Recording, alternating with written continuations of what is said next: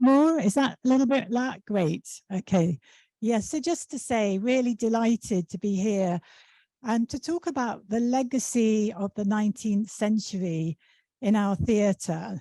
And as Laura has said, I wrote and directed 3 plays that drew from the literary canon of the Brontes. So I'm going to be focusing on that work today and thinking about why those stories are inherently dramatic. Recently, as Laura said, I also trained as an arts psychotherapist. So I'm going to be bringing that lens to the conversation.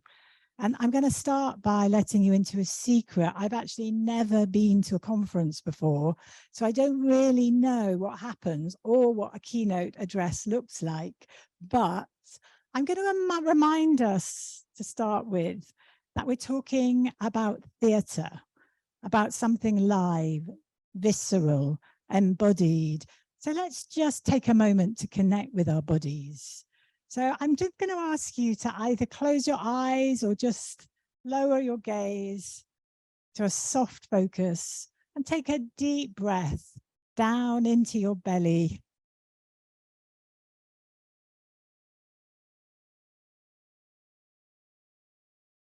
And just notice the contact with the chair, the ground, the support beneath you. We're going to drop down with the breath into our bodies, and we're going to notice, where is there energy right now? What kind of sensation is there inside? Perhaps a little bit of tightness or pressure, or perhaps there's a pulse or a vibration, a bit of fizziness somewhere. And as we exhale, we're just going to allow that to release and dissolve a little.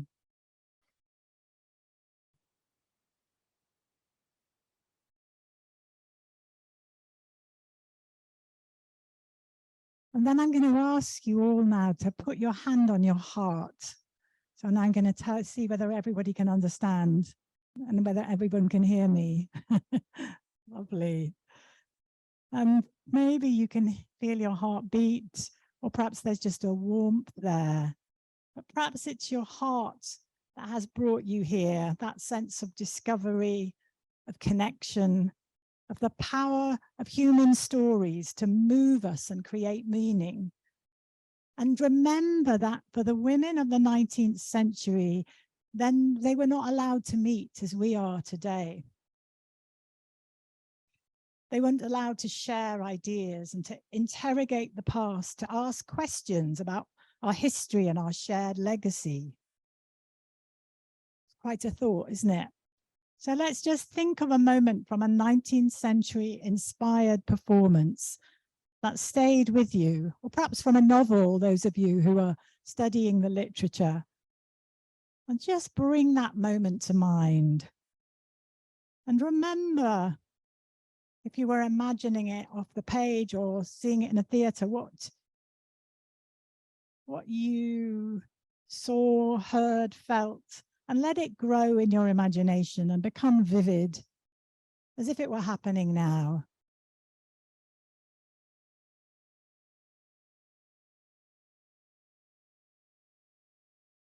And then in your own time, you're going to come back into the room, into our shared space. So I was reminding us that it would have been rare, if not unheard of, for a woman in the 19th century to stand up in front of a public audience and take the space I am today, that they'd not have had this opportunity to share ideas, ask questions about our history, our shared legacy, and our transgenerational experience. So I thought I'd start by asking the question, why are we still so drawn to these stories? Hasn't the world changed beyond recognition? Look at me standing here. Don't modern women have the freedom to do whatever we choose? Well, you can see on the screen an image of Nora from my production of Ibsen's A Doll's House. She's emerging, peering out of her miniature home. In this physical sequence, we imagined Nora's dream. She's grown too big for the doll's house, but she's not yet dared to enter the world. She's curious, but she's cautious. There's no question she's outgrown her role as doll's house wife and mother, but daring to take up space and be seen isn't as easy as it sounds. So after many years working as a theatre maker, 7 years ago, I began an art psychotherapy training.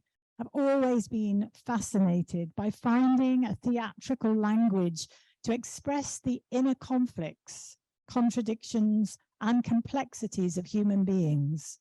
Now, perhaps that's why I've been so drawn to novels as a source for theatre adaptation, because they give us insight into the characters' private inner world, their secret fears, imaginings, and longings. And in psychotherapy, we ask the question, how does our past impact the present? What imprint am I carrying from my childhood? And how was that shaped by the generation before me? So it doesn't surprise me that whilst we are making strides towards greater equality between men and women, we're also drawn to the past, fascinated by where we've come from and the hold it continues to have over our psyches and our bodies. I'm going to talk about our bodies and why theatre is uniquely placed to explore the repression of the 19th century. I'd argue that the sense of powerlessness experienced by women in the 19th century could be described as a collective trauma. In response to trauma, the body is often paralyzed. Where am I? In response to threat or danger, we play small, we camouflage ourselves, and we learn to please in order to survive. When we therapists work with patients who have experienced trauma, we seek to release the body from the legacy of that powerlessness. We encourage them to express physically and verbally whatever they were too afraid to do or say in the past. We empower them to own their anger, sadness, all the many parts of themselves that were silenced. And here, therapy and physical theatre connect.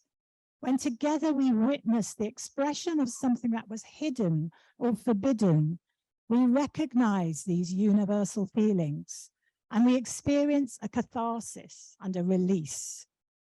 So here I am standing in front of you all today, and it's hard to imagine a time when women had very little part in public life, when they weren't allowed to enter a library. I'm thinking of the Brontes here, where you weren't expected to read or write anything of importance, where you had to publish a novel under a man's name, where you couldn't own property or keep your name in marriage, or, well, the list goes on. This next generation are reshaping our idea of gender, challenging the old binaries in ways that disrupt prescribed ideas of masculinity and femininity. New words are introduced to describe the multiple fluid variations of gender identity and sexual orientation. Aren't we all free to reinvent ourselves, to be a glorious mixture of yin and yang? And yet, we've only to walk into a toy shop to see the different worlds that those assigned male and female boys and girls inhabit. And we know from research that even today, from the moment a baby is born, they are held, spoken to. Even the sounds we make are different depending on what we're told about the gender of the infant. Before a baby can speak, think, even see, they're receiving messages about their gender. Advertising and the internet is awash with messages about what is approved of and deemed attractive for a man or a woman. One of our most popular British TV shows follows brides-to-be as they search for their fantasy bridal gown. Extravagant weddings are back in fashion. And bridal shops are everywhere, selling the fairy tale, complete with the white meringue dress, the veil and train that could have been worn by a Victorian bride. We are still perhaps emerging from the doll's house. pulled backwards and forwards by conflicting needs and powerful forces. So it's not surprising that although so much has changed, we are still drawn to these stories of women struggling to find their place in the world. Jane Eyre and Wuthering Heights remain two of the great literary creations of all time and are still bestsellers. When we dramatize these stories, we must show not just the surface reality, but embody and make visible the epic struggles that take place within the characters. So today, as I've said, it's difficult to imagine a world where women were not allowed to enter a library, had to publish under men's names, and had little part in public life. And yet 150 years is not so long ago. Their struggles are not so distant. A century and a half may be long enough to change some laws, even some statistics, but how long does it take to change our psyches, our deeper understanding of who we are and what's possible for us? Okay, new slide. That's me, isn't it? I'm supposed to be holding. Can you do it, Laura? That would be great. So writing my play about the Brontes also made me think about the cost of greater visibility, greater ambition. Branwell Bronte is perhaps the most tragic figure in this story, ruined by the weight of other people's expectations, by fear of failure and the pressure to succeed. The young Charlotte Bronte witnessed the downfall of her beloved brother, the much favored only son, who destroyed himself through drugs and alcohol when he failed to fulfill his early promise. Rochester in Jane Eyre is a portrait of a wealthy man who has privilege and power but feels deeply unlovable. We see how privilege can also corrode, and men are burdened by a different set of expectations and pressures. Long before the idea of toxic masculinity, men were struggling to fulfill the role they'd been assigned as protectors, providers, and achievers. I grew up in Yorkshire and spent much of my early life on the moors. I visited the Bronte parsonage when I was a child, before I had read the novels. Even then, I felt the spell it cast, as my mother explained that 3 sisters had lived there in obscurity and written groundbreaking books under false male names. She told me that no one knew they were writers until Jane Eyre became a literary phenomena and Charlotte's cover was blown. They all died young, Charlotte pregnant after only a few months of marriage. I was hooked. I spent 10 years working with the Brontes, creating work for my theatre company, Shared Experience, which I ran with another woman, Nancy Meckler. Shared Experience is known for the powerful visual and physical life of its productions. We describe our work as expressionist. We wanted to go beneath the surface of everyday reality and explore the inner lives of the characters to make visible, visceral on stage, the secret world hidden inside. And so much was hidden inside these 3 ordinary, extraordinary women. And over the years, my teenage love affair with Jane Eyre grew into a deep fascination with the Bronte family, that creative cauldron. As a psychotherapist, I am fascinated by family dynamics and the way in which we're formed in relationship with one another and the past. The Bronte sisters had an unusual childhood. Even though women were generally discouraged from reading or writing, they had access to their fathers' and brothers' books. They were voracious readers and shared their literary adventures and vivid imaginary worlds. They were educated, able to read several languages, and full of curiosity about the world they had read about in their father's newspaper. And yet there was little opportunity for a poor, highly educated woman to use that education or find an identity beyond being a wife or a mother. but the private occupation of writing was one domain that could not be policed. It's here that the Brontes unleashed their imaginations and their frustration with a world that gave them no voice or role. Next slide. Oh, we're still on the first one, are we? And then the one after that? Some time ago, I adapted Jane Eyre for the stage. I was intrigued by the mythic power of the madwoman, by Bronte's repulsion and attraction to her own creation, her danger and eroticism and her terrifying rage. I wanted to explore what this figure represented, to see how the madwoman had been born in reaction to the Victorian ideal of femininity as the angel of the hearth, how she'd grown out of the Victorian consciousness. Later, I went on to write a play about Jean Rhys, who wrote a book inspired by Jane Eyre. Wide Sargasso Sea was a prequel, imagining the madwoman's life before she was locked away, giving her her own story. In Jean Rhys's book, the madwoman was no longer a monster. We discover her as a child, follow her journey, her growing alienation as she suffocates in her marriage, knowing, of course, where it's going to end. The book became a modern classic. The madwoman was out of her attic, back on the run, ready to stray into our fiction in whatever form she might choose, a potent symbol of female power and psychosis. The next slide. We did both Jane Eyre. We did Jane Eyre 3 times, and Bronte we did twice. So you'll see there are different actors in the images depending on which production it is. So there you have Bertha Mason, the mad woman from the attic. So let's return to Jane Eyre, to that locked room in the attic. One of the biggest leaps in neuroscience has been around our understanding of the impact of trauma.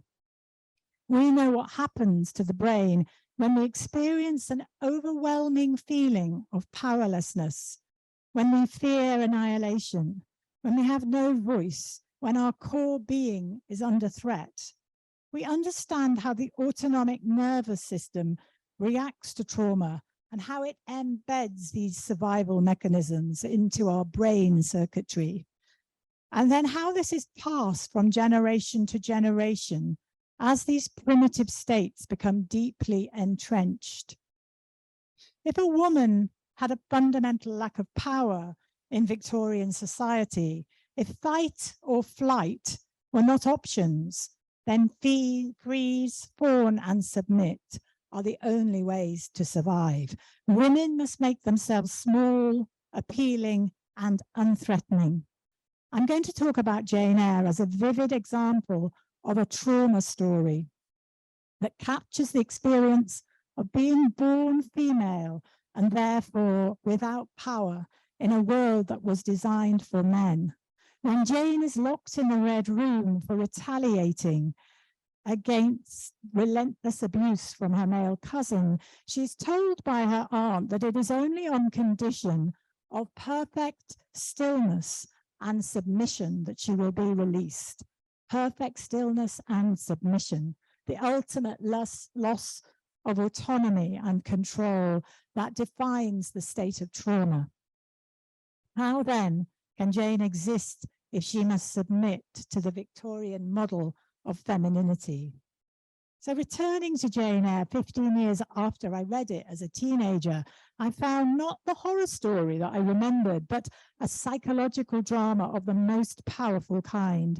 Everything and everyone in the story is seen larger than life through the magnifying glass of Jane's psyche. I've come to see the novel as a quest, a passionate inquiry. How is it possible for Jane, as a woman, to survive in the patriarchal world in which she lives? Each of the women in the novel suggests a possible role model, from the excessive artificiality of Blanche Ingram and Adele to the silent stoicism and sacrifice of Helen Burns. We see the range of choices that are available. Why then, I asked myself, did she invent a mad woman locked in an attic to torment her heroine. Why is Jane Eyre, a supremely rational young woman, haunted by a vengeful she-devil? Why do these two women exist in the same story? As Gilbert and Gubar explore in their seminal essay, The Madwoman in the Attic, the novel begins with a mirror image of incarceration, another female locked away for breaking the rules.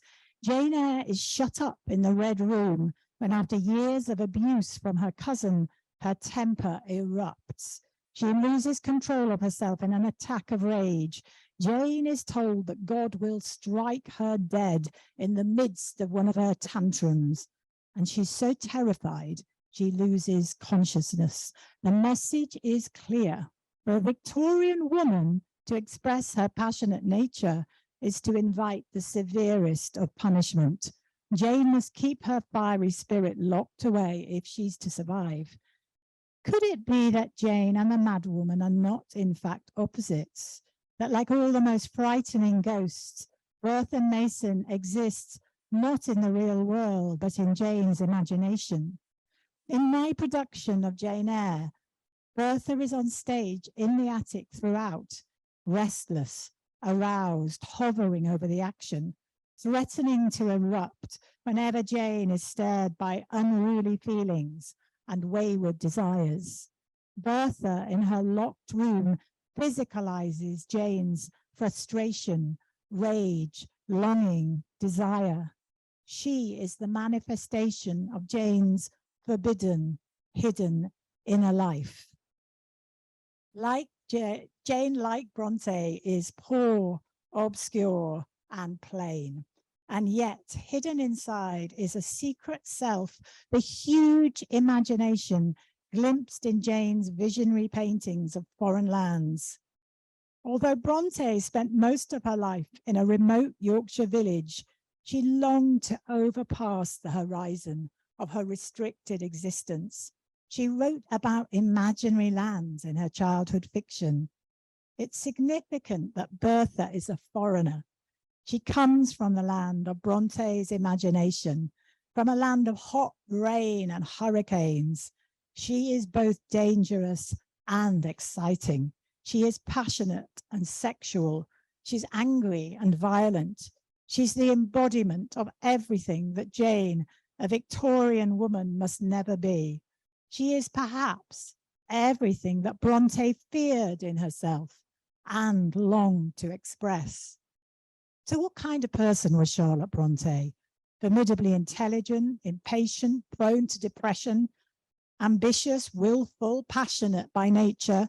She describes her rages in her diary and the shame she feels afterwards at the monster in her. And yet her passionate spirit is evident in every aspect of her life. Her literary ambition, her anger at perceived injustice, her frustration with the limitations imposed upon one of her sex and social position. She writes in her diary of the struggle to subdue her passionate nature. Am I to spend the rest of my life in this wretched bondage, forcibly suppressing my rage, assuming an air of kindness, patience, and assiduity? In the Red Room, we witness the moment Jane Eyre realizes she must cut off her will, her imagination, her appetites, her rage. She must learn to conform, to be compliant, or else risk annihilation. I'll talk about how this echoed Charlotte Bronte's own experience and how it was through art, through her writing, that she was finally able to discover her voice and her creativity, how she was able to retell her own story, create her own narrative, break the mold by describing the world as she experienced it, and thus reclaiming her power. Next slide. When Rochester realizes that he cannot possess or control Jane, he sees her autonomy as a thing of wonder. Through his words, we hear Charlotte express her defiance and to be compliant. In fiction, she creates a man who sees her power and admires it.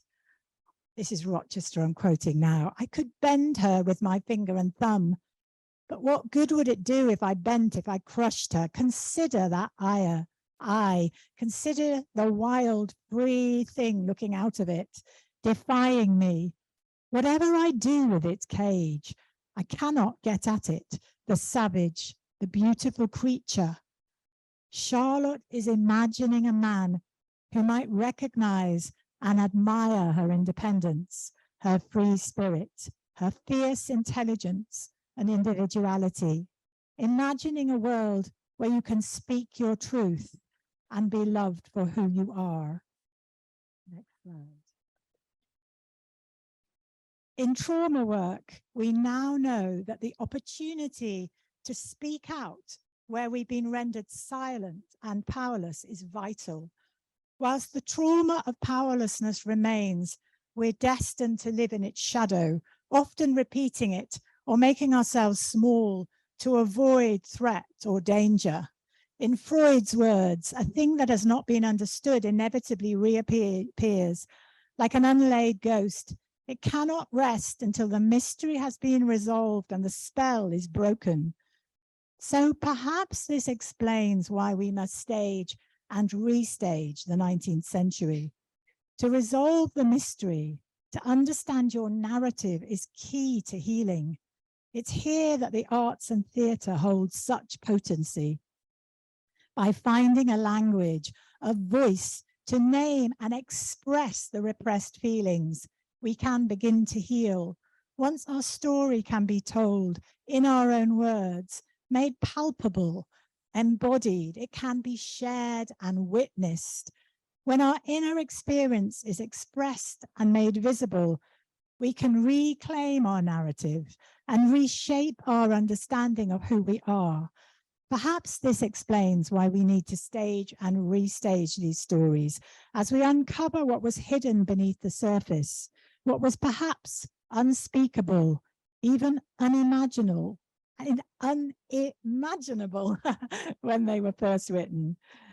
Just as the Brontes broke the mold, they were also shaped and formed by it. Charlotte is fascinated by Bertha Mason, the mad woman, but she also condemns her, demonizes her foreignness, disowning this part of herself that was so threatening to Victorian society. Next slide. So staging and restaging. Our title suggests we need to return to these stories and rediscover what is hidden in their narratives. We must re-interrogate, find a language for what could not be said, what could not be expressed. So much of the power of these stories exists as metaphor, as subtext that bristles below the surface of the narrative. We must crack open the inner world of the novel if we are to put it on stage.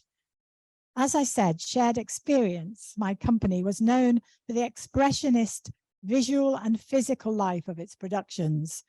We wanted to explore the hidden world of imagination, memory, fantasy, desire, forbidden feelings, and the conflict between our inner and outer reality.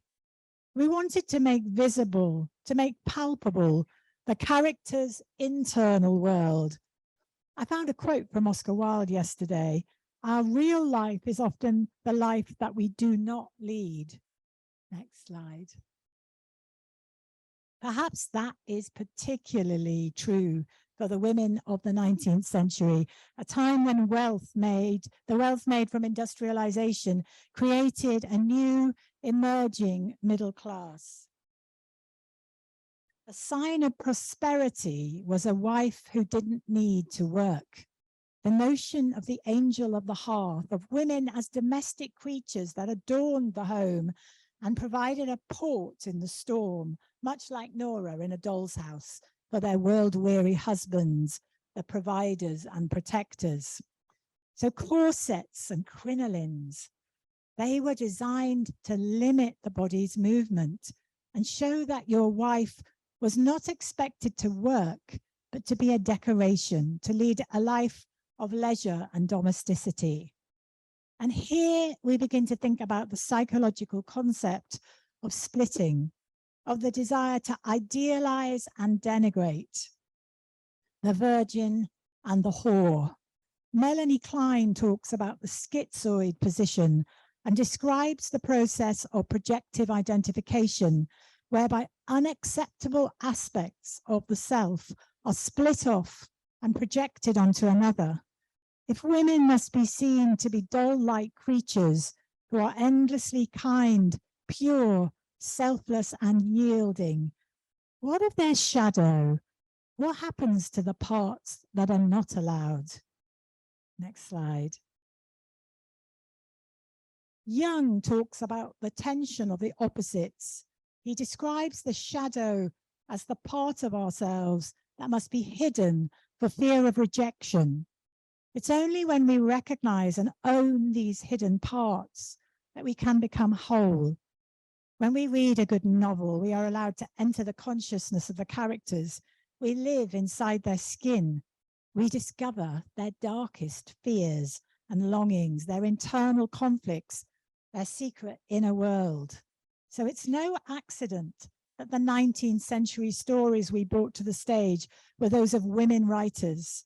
Whilst their real lives were policed and constrained, their imagination remained unfettered. So I'm going to talk a bit about my adaptation of Jane Eyre and fascination between that relationship between Charlotte Bronte's creation, Jane, and the woman that she'd locked away. The more I learned about Charlotte from my research, the more it felt like Jane was the outward manifestation of Charlotte, whilst Bertha, the madwoman, embodied the parts of Charlotte that had to be locked up and hidden, the shadow.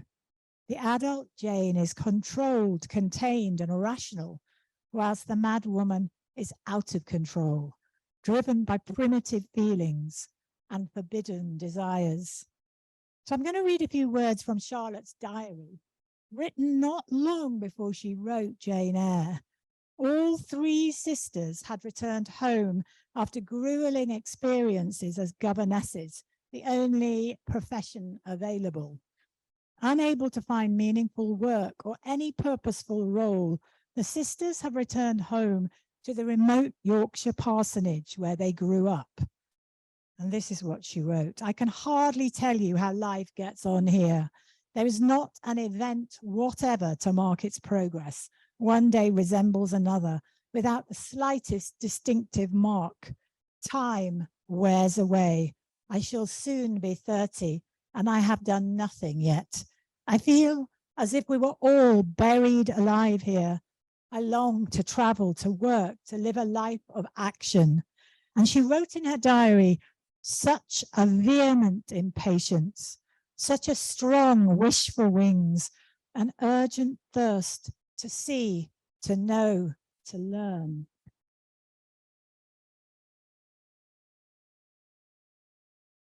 The image of the Bronte sisters being buried alive by the monotony of the daily round of tasks is a powerful one.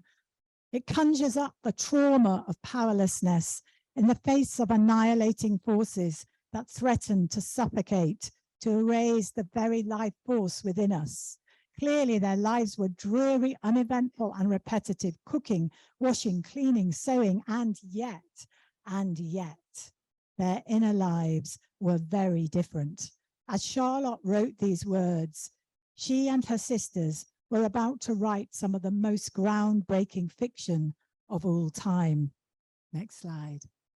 So I began writing my play about the Brontes with a question, which I wanted to try to answer.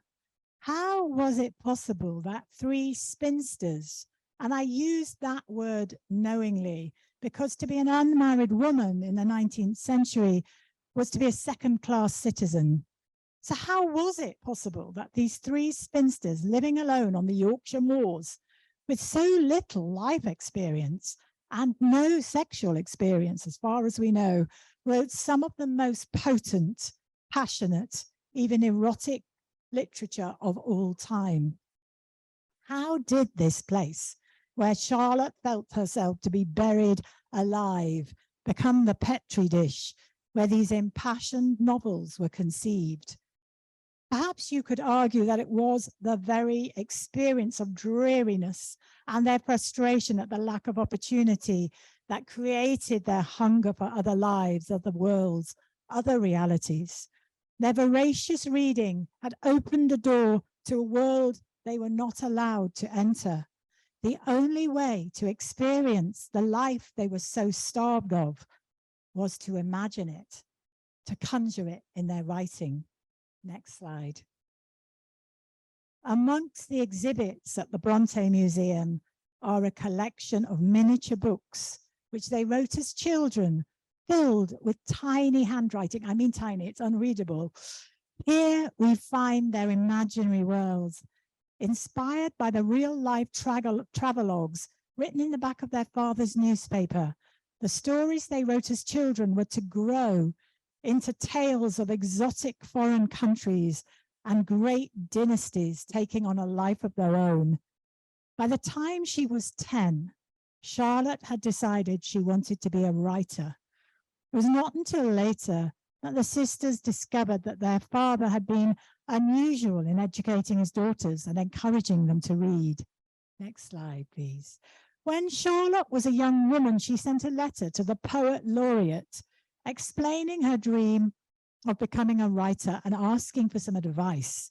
This was his reply: "The daydreams in which you habitually indulge are likely to produce a distempered state of mind. Literature cannot be the business of a woman's life. The more she is engaged in her proper duties, the less leisure she will have for it, even as a recreation." Charlotte wrote back thanking him for that advice. And she said, "At first, I felt only shame that I had ventured to trouble you. A painful heat rose to my face when I thought of the paper I had covered with what once gave me so much delight. The letter I wrote you was senseless trash. I have since endeavored not only to fulfill all the duties a woman ought, but to be deeply interested in them. I don't always succeed, for sometimes when I'm sewing, I'd far rather be reading or writing, but I try to deny myself." I am struck by the way Charlotte denigrates her writing and the burning shame that she describes. What better agent of social control than the harsh, internalized critic that polices us if we dare to transgress? So the sisters faced reality, highly educated, intelligent, full of curiosity and hunger for life. They entered a world with no place for them. As poor, plain women, that's Charlotte's description there, their life prospects were severely limited. Becoming a governess to the children of the wealthy was virtually the only profession available. None of the sisters lasted long in this lonely, dispiriting occupation before they returned home. The home that was an isolated parsonage where one day resembles another. And yet, even as Charlotte wrote these words, she was beginning to write Jane Eyre and invent not only one of the most famous heroines of all time, but also unleash a mad woman, a mythic creature who would come to haunt our collective consciousness. Jane is sensible, controlled, and rational. Like Charlotte, she's poor, obscure, and plain, and yet hidden from view, locked up in the attic of her imagination is another creature. She comes from a tropical land of hot rain, monsoons, and hurricanes, which Charlotte had read about and imagined. She is both dangerous and exciting. She's passionate and sexual. She's angry and violent, the embodiment of everything that Jane and Charlotte can never be. She is perhaps everything that Charlotte both feared in herself and longed to express. Next slide. At the beginning of my production of Jane Eyre, Jane opens a book about exotic foreign lands and starts to read and imagine. She's alone in the library of the house where she lives on sufferance with her aunt and family.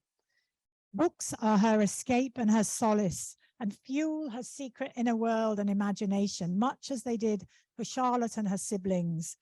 As she starts to imagine, Bertha, her alter ego, wearing a flame orange dress, creeps out from behind her and starts to entice her into a forbidden game of make-believe. The game gradually gets wilder as she imagines herself dancing and singing as the rain comes and a hurricane sweeps them up in its elemental force. When reality suddenly intrudes and her cousin confiscates the book, attacking her verbally and physically, she is unable to repress her rage.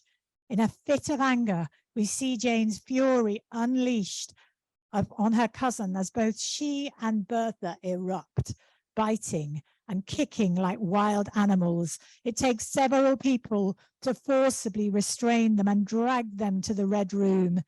Incarcerated, we see the battle between Bertha and Jane, and we see the moment when Jane decides she must lock up the parts of herself that are dangerous to her survival. Jane must learn to be obedient and submissive. Next slide. As Jane leaves Bertha locked behind the door, we hear her cries. Bertha pummels the door. She is locked up, but she is still very much alive. Jane must live with this disowned part of herself, constantly threatening to escape from captivity. This depiction of a fractured self is typical of trauma. The child must hide the parts of themselves that threaten their survival. Winnicott describes the false self that is created in order to win acceptance and approval, whilst the child internalizes a sense of shame and feels themselves to be bad or even monstrous, like Bertha, the mad woman.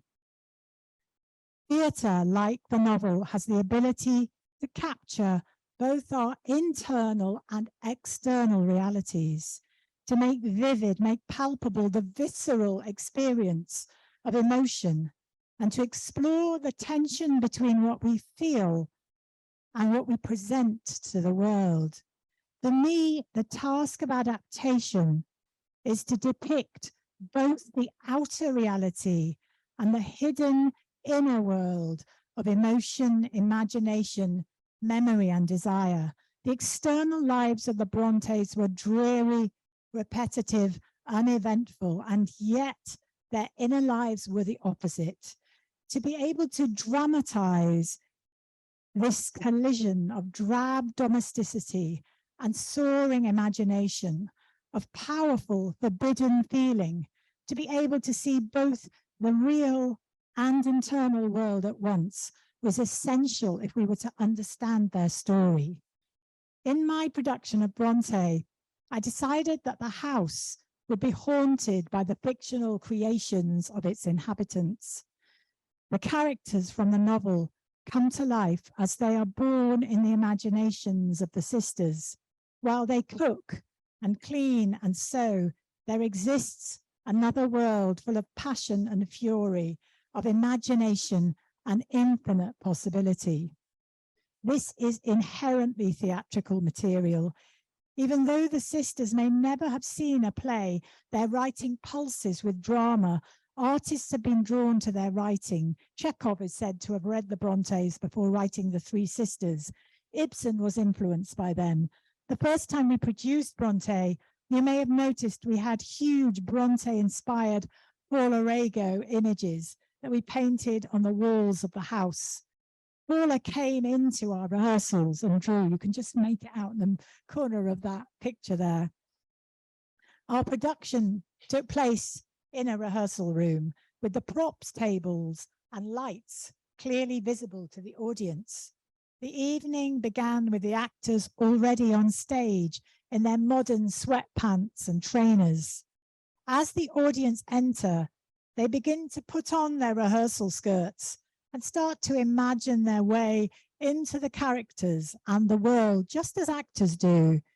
We had biographies on stage, which they plunder, even argue over disagreements between the biographers as the actors identify with their own character and fight for their version of reality.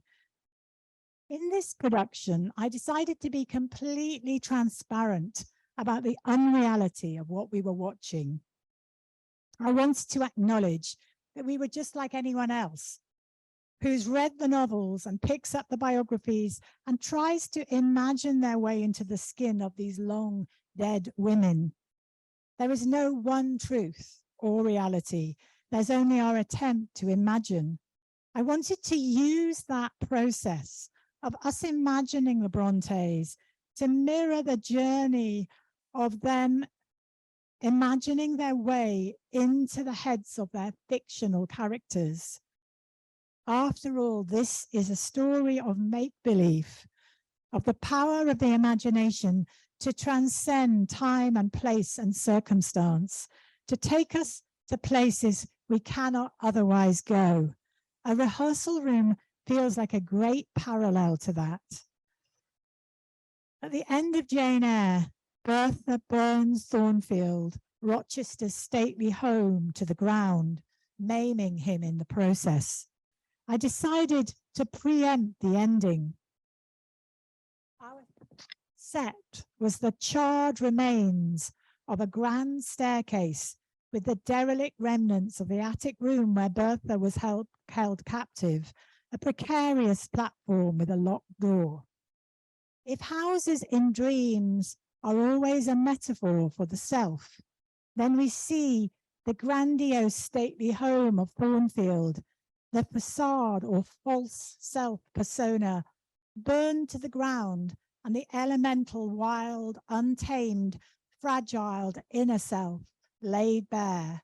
The locked attic walls or defenses have been gutted by fire and the secrecy blown apart.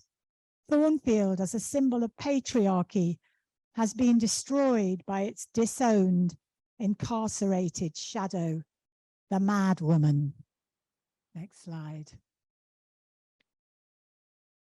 So we see in this final image, Jane and Bertha entwined as the mad woman is released and reintegrated as Jane responds to her desire.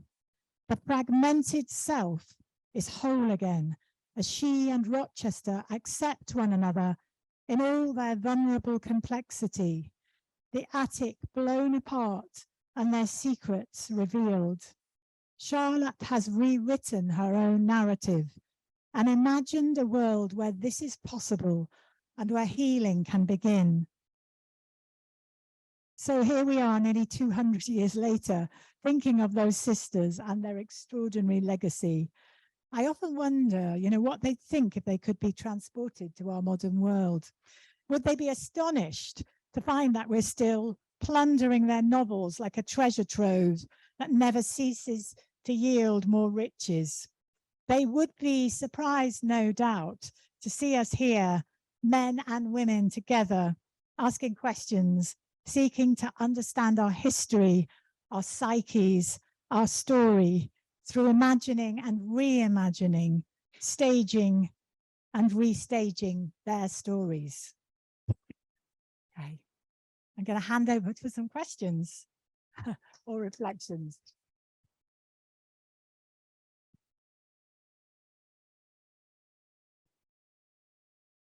Oh my goodness, 6 minutes left. Yeah, so any reflections on that? Any thoughts? Yeah, what's coming up for you as you've been listening today? Well, thank you so much for such a fantastic talk and such a fantastic approach to Jane Eyre and your adaptations on the lives of the Brontes. Do we have any questions on the floor? Pablo, yes. Could we have someone with a mic, please? Yes. Thank you so much. Well, I did have a question about the previous slide where the actors were dressing up. It kind of caught to my it kind of caught my attention. Is she wearing a corset? Yeah, she is wearing a corset. Yeah. Symbolism of Bertha Mason being restrained. Yeah, I mean, when I think about women wearing corsets and crinolines, it's quite a thought, isn't it? What that actually does to the body. You know, if you look at a corset, it literally, yeah, makes it hard to breathe. And a crinoline is like a sort of cage almost, isn't it? And you know, it must have been very odd trying to move. When I imagine it took a bit of time to get used to having this kind of strange kind of hooped cage around you. So yeah, it's quite a thought, isn't it? That is what was expected. Yeah.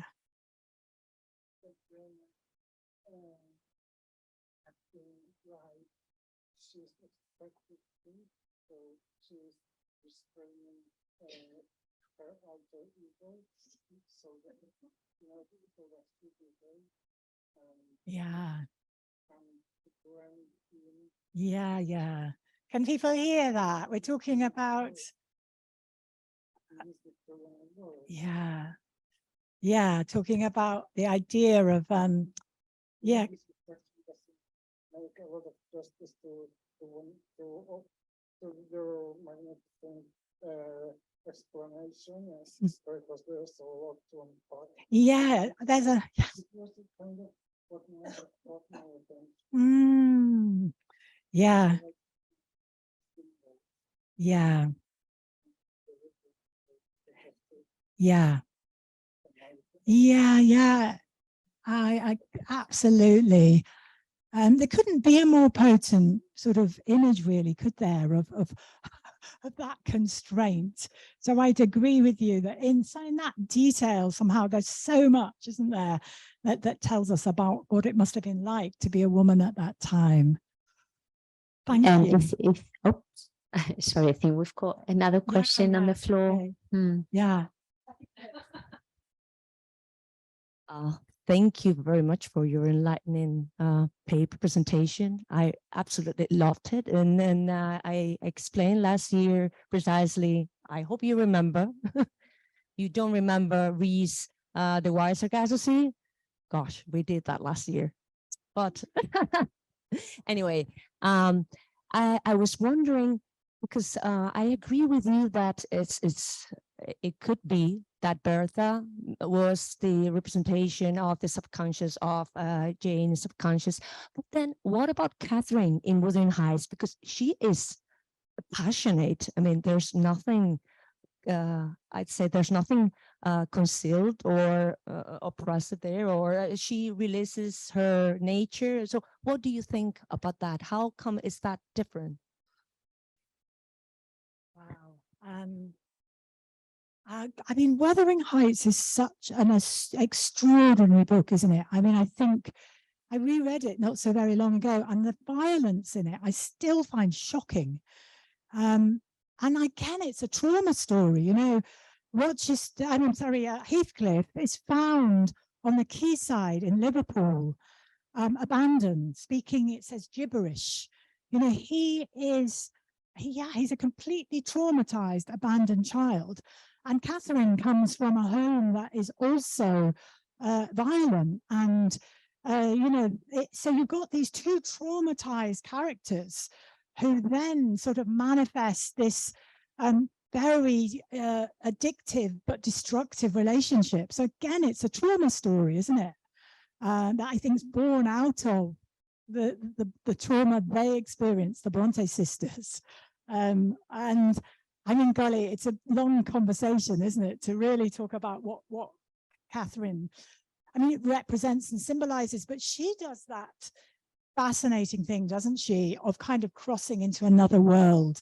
So when she goes to live at, it's always hard to say this, Thrushcroft Grange, when she goes to live there, it's as if, you know, she sort of transforms, doesn't she, into the kind of lady of the manor, and she goes from being this kind of wild thing to suddenly she turns into, in a way, you know, that image of the, you know, the kind of doll-like woman, but she can't, she can't fit.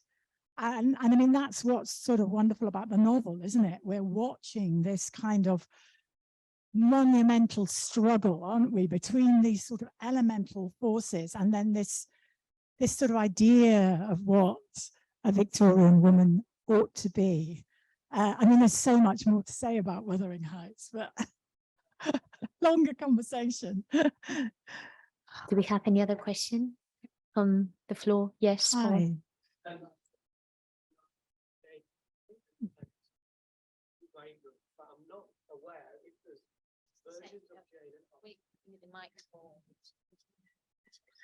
Sorry, just to pick up on the notion of restaging. I don't know if there's been previous versions of Jane Eyre on stage, but I just wanted to ask you if you were aware of those while you were creating your own work, and whether they were kind of referential or.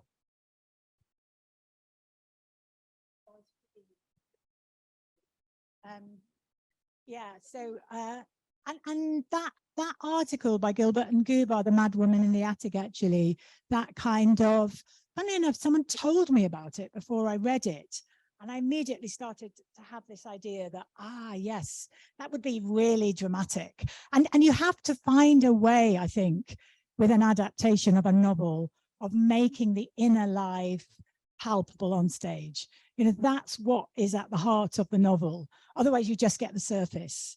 And so that's always the task. How am I going to crack this open?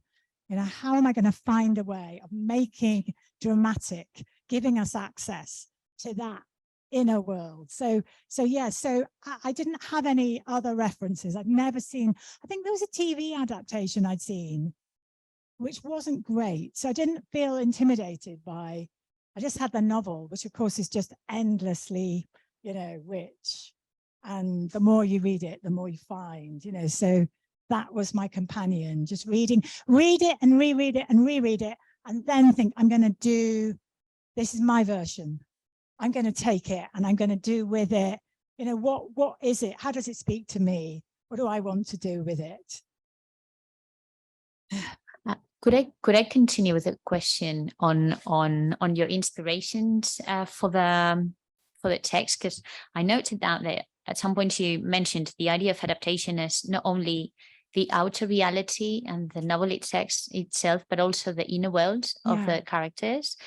I was fascinated with the inner world of the characters when I read the three texts, and I was wondering if there was any other inspiration from the material world of the Brontes, because you mentioned, and at some point, your visits to the area in Yorkshire, and yesterday we were talking about the materiality of things in the 19th century and how to perceive the 19th century through the objects themselves and through collecting. I mean, with the Brontes, we're very lucky because Charlotte actually became very famous towards the end of her life because of Jane Eyre. The parsonage is pretty much preserved, you know, almost as it was when they left it. And there's an extraordinary amount of, you know, objects, pieces of clothing. You know, you can see the horsehair sofa that Emily died on. It's about as unlike a sort of squishy modern sofa as you can imagine. It's kind of really hard. And, you know, the table where they wrote all the novels, you know, the kitchen, the museum is full, the little books they wrote as children, it's all be preserved. We've got Charlotte's wedding dress, complete with a sort of disintegrating corset and crinoline. I mean, we've got an enormous amount of detail actually from their world. And that was absolutely invaluable to me because it just makes it come alive and tiny as well. Like you realize how small she was. and that's interesting too, you know, this kind of formidable presence. And yet she was absolutely tiny, like a child almost. yeah, so all of that stuff, you know, kind of feeds the journey and helps really root it in the specific.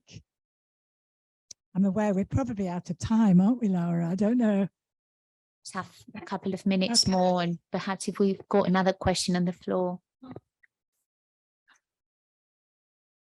So I read some months ago A Doll's House, and when I was reading it, I didn't understand the meaning of the title. So I wanted to ask if you could explain a little bit of the sentence "out of the doll's house." So it has to it has a relation with Nora and her suppression as a woman. Well, I mean, I guess that idea that women were expected to be doll-like, you know, that I mean, this picture we had at the beginning of her looking out from inside, I mean, that isn't a scene in the play, but we had this sort of expressionistic sequence at the beginning where she was imagining that she'd been sort of trapped inside her daughter's doll's house, and she has to sort of struggle her way out. And I guess, I mean, it's Ibsen's title, and he was, you know, he was really interested in, you know, he was a kind of early feminist in a sense, that he was writing about how constrained and entrapped women were. And Nora is a very good example, isn't she, of a sort of doll wife who has to sort of perform and charm and, you know, but isn't able to exist really as herself. You know, it's a sort of inauthentic life.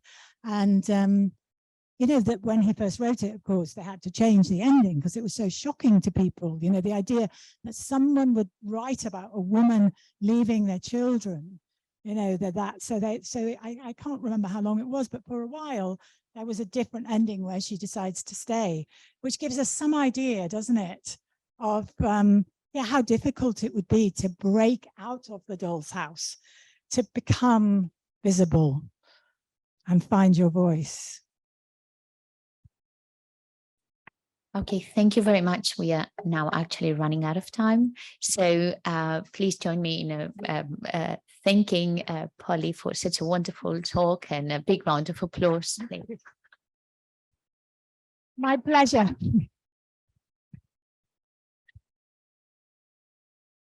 And for speakers and all registered delegates, we're moving now to the building of Lanao, and we're going to see their performance of an translation by Miguel Teruel on two plays and drama. So this is it for today in here. Thank you.